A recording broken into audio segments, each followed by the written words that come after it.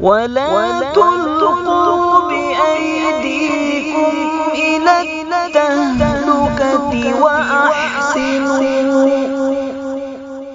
Subscribe to this channel and share among your friends for more religious, knowledge-rich and historic lessons, durus and tafsir. السلام عليكم ورحمة الله وبركاته.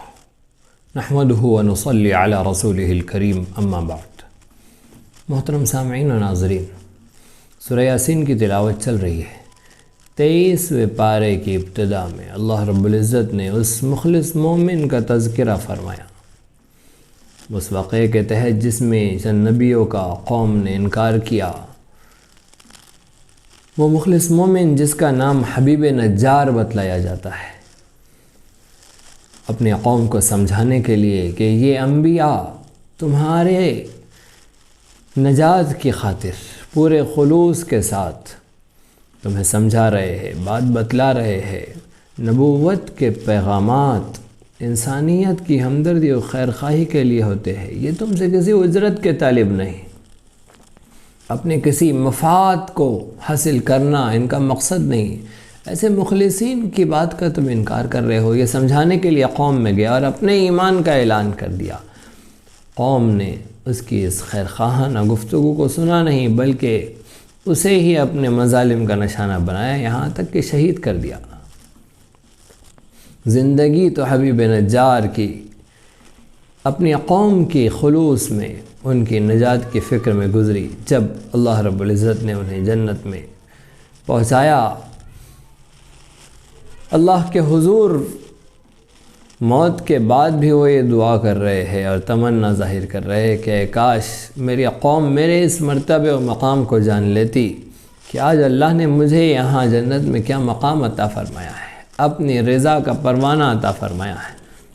حضرت عبداللہ ابن عباس رضی اللہ عنہ فرماتے ہیں کہ ایسا مخلص بندہ تھا حبیب نجار کہ زندگی میں بھی دعوت کی محنت میں لگا رہا اور موت کے بعد بھی وہی تمنا لیے رہا کہ میری قوم ہدایت پر آ جائے۔ حبیب نجار کا تذکرہ کیا گیا۔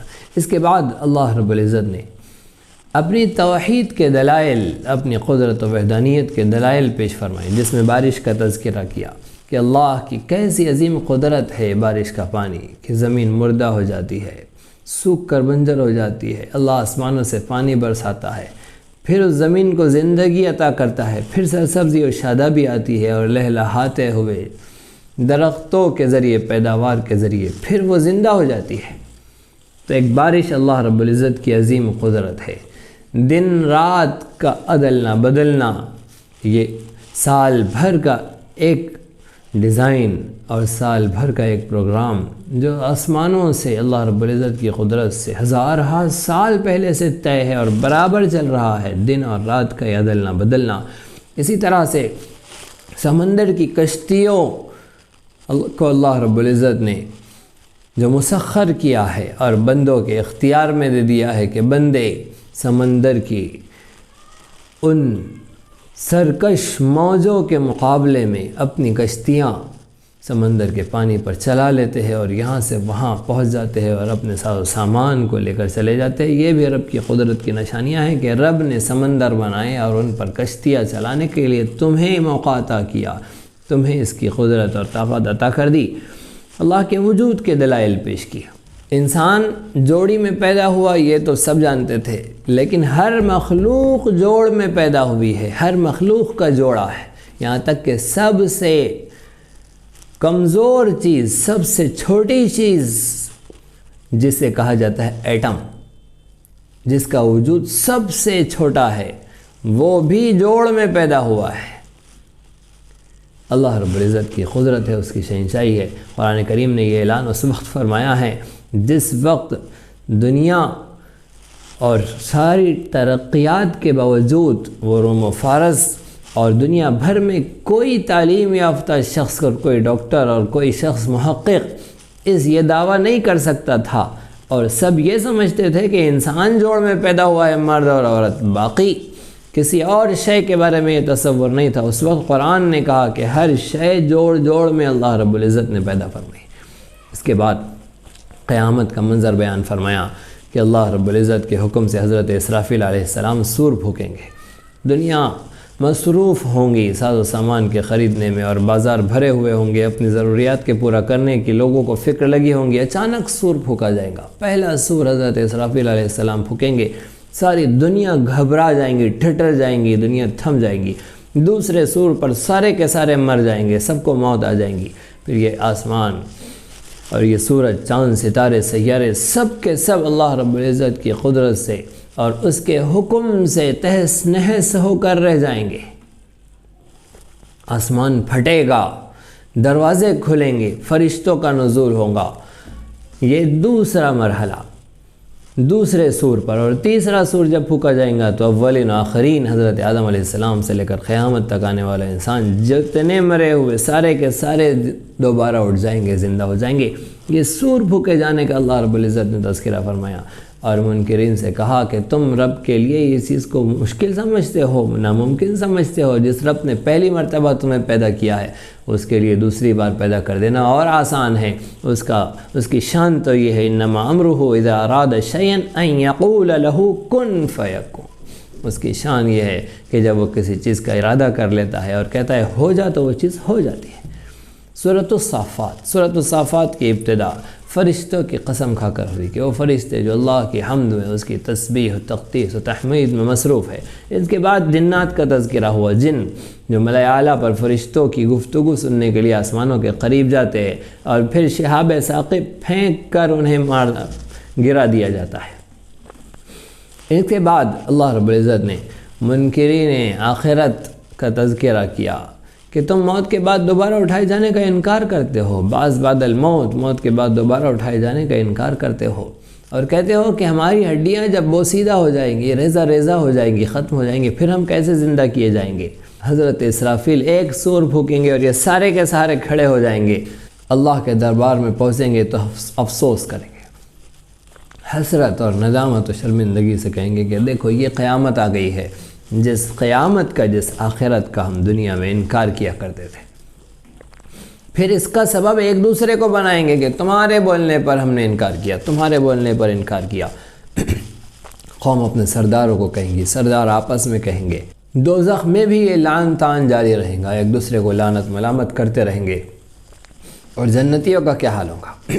جنتی جب آپس میں گفتگو کریں گے تو کہیں گے کہ ارے دنیا میں میرا ایک دوست تھا جو کہتا تھا کہ ارے تم کیسے بیوقوف ہو، موت کے بعد کی دوبارہ زندگی کو مانتے ہو؟ یہ کیسے ہو سکتا ہے کہ سب کچھ فنا ہو جانے کے بعد پھر اٹھایا جائے گا؟ ہمارے ایک ایک عمل کا، صبح شام دن رات کے تنہائی کے مجمع کے کہ ہر عمل کا حساب ہوگا، یہ کیسے ممکن ہے؟ ہم نہیں مانتے۔ پھر وہ دوست کہیں گا اپنے مومنین سے جو جنت میں ہوں گے، چلو دیکھتے ہیں اس کا کیا حال ہے۔ پھر یہ جھانک کر دوزخ میں دیکھیں گا تو دوزخ کے وسط میں، دوزخ کے درمیان میں اس کو پائیں گا، اس سے کہیں گا کہ ارے تو نے تو مجھے ہلاک کر دیا تھا، اگر رب کا رحم نہ ہو جاتا اور میں ہدایت پر استقامت کے ساتھ نہ رہتا، تیری باتوں میں آ جاتا، تو میں بھی ان لوگوں میں شامل ہو جاتا جو آج اللہ کے عذاب کے اندر حاضر کر دیے گئے ہیں۔ پھر اللہ رب العزت نے انبیاء علیہ السلام کا تذکرہ کیا، حضرت نوح علیہ السلام کا تذکرہ ہوا کہ حضرت نوح علیہ السلام نے ایک طویل زمانے تک، دوسری جگہ کو بیان کیا گیا 950 سال تک اللہ کے دین کی دعوت دی۔ حضرت ابراہیم علیہ السلام کا تذکرہ ہوا 2 مقامات پر، 2 قسطوں میں ہوا ہے۔ پہلا تو وہ جو حضرت ابراہیم علیہ السلام اپنے قوم کو دعوت دے رہے ہیں اور جب قوم نہیں مانتی ہے تو حضرت ابراہیم علیہ السلام نے کہا ٹھیک ہے، بس عنقریب تم دیکھ لو گے میں کیا کرتا ہوں۔ قوم تہوار منانے کے لیے گئی، حضرت ابراہیم علیہ السلام گئے بت خانے میں اور سارے بتوں کو گرا دیا۔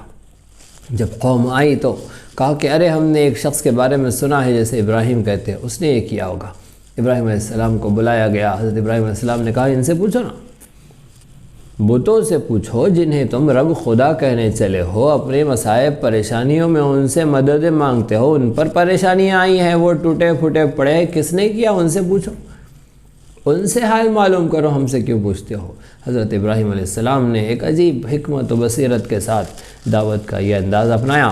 دوسرا واقعہ حضرت ابراہیم علیہ السلام کا وہ ہے جب حضرت اسماعیل علیہ السلام کو انہوں نے ذبح کیا۔ حضرت ابراہیم و اسماعیل کے ذبح کا یہ واقعہ بڑا عظیم الشان ہے۔ سیرت ابراہیم کی مناسبت سے حج اور قربانی کے زمانے میں ہم اسے سنتے ہی رہتے ہیں۔ حضرت ابراہیم علیہ السلام نے خواب دیکھا، بیٹے سے کہا بیٹا میں تمہیں ذبح کر رہا ہوں۔ بیٹے نے کہا ابا جان آپ کو جو حکم دیا گیا ہے آپ کر گزریے۔ ابراہیم علیہ السلام لے کے چلے ہیں مینا کی وادی میں، اور پھر حضرت اسماعیل کو چہرے کے بل پیشانی کے بل لٹایا ہے اور ذبح کرنے کے لیے چھری چلائی ہے۔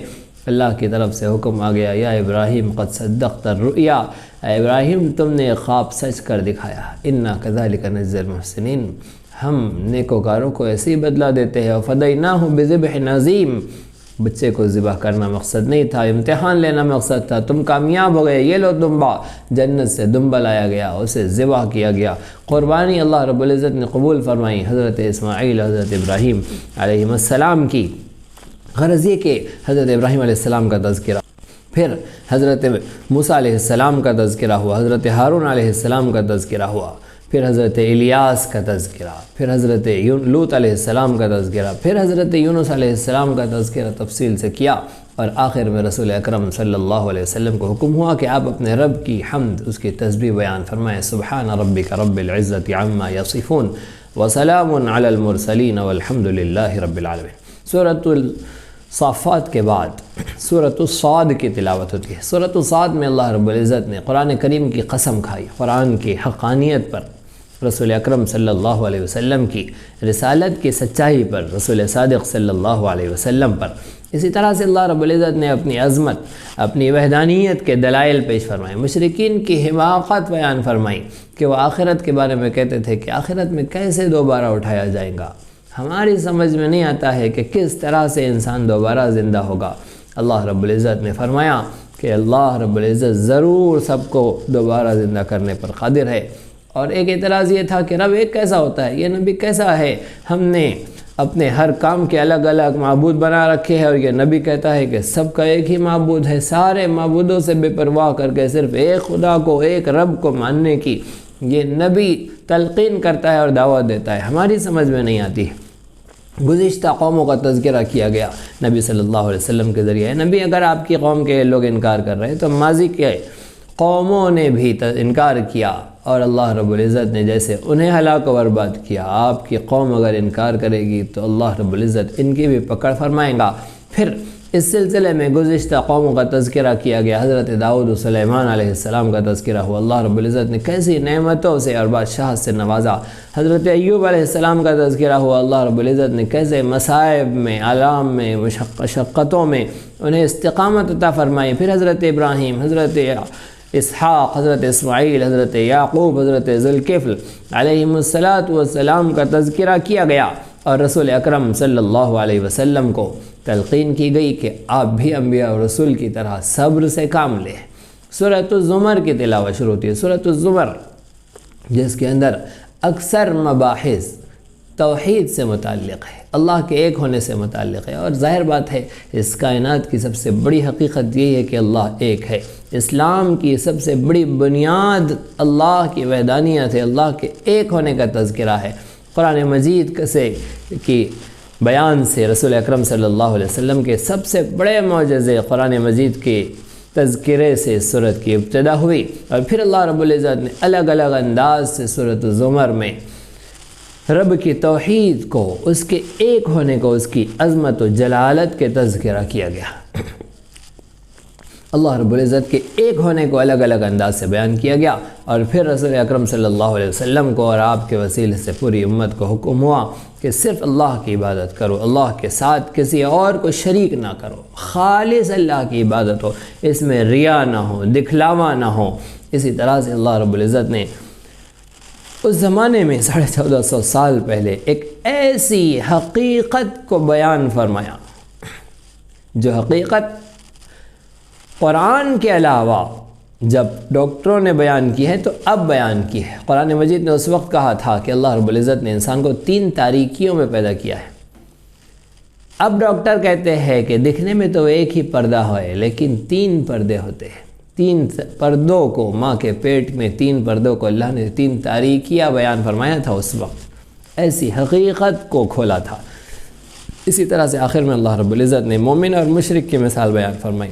مومن اور مشرک کی مثال ایسی ہے کہ مشرک کا مثال ایسی ہے جیسے ایک مشرک کئی آقاؤں کا غلام، اور سارے آقا الگ الگ مزاجوں والے، الگ الگ عادات و اطوار والے. ایک کہتا ہے دائیں جاؤ، ایک کہتا ہے بائیں جاؤ، ایک کہتا ہے کھڑے ہو جاؤ، ایک کہتا ہے بیٹھ جاؤ، ایک کہتا ہے یہ کرو، ایک کہتا ہے وہ کرو. کس کس کی وہ اتباع کریں گا، اطاعت کریں گا، اور کون اس سے راضی اور خوش ہوگا، اور کون اس کا خیال رکھے گا جب وہ ہر ایک کی سنتا بھاگے گا.